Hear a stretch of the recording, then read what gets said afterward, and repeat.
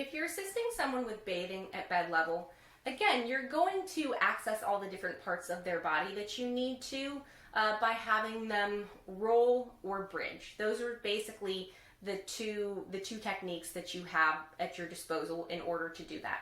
Of course, don't forget, if the person can move their body at all, ask them to help move and ask them to help participate. Rather than you lifting their arm for them, ask them to lift up their arm so that you can help get into their armpit if they're able to. So always keep that in mind.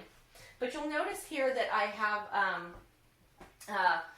my little so-called helper covered up in a sheet.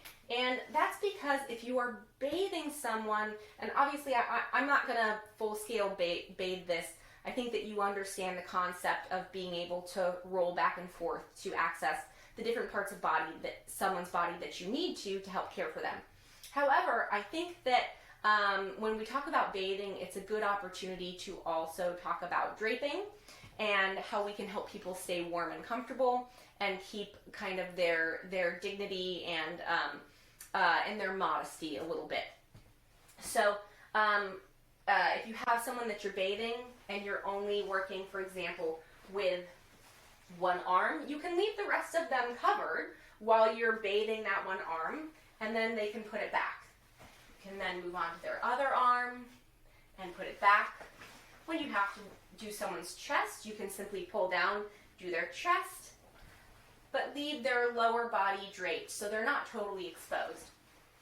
Same thing when it comes to each of their legs. And then, of course, when you have to do their groin, you can just uncover that part, do their groin, and then cover them back up. And again, it's just a way that they can feel more comfortable. They can keep some of their modesty and try to maintain as much dignity as possible. And the same goes for when you're helping them roll to get their backside.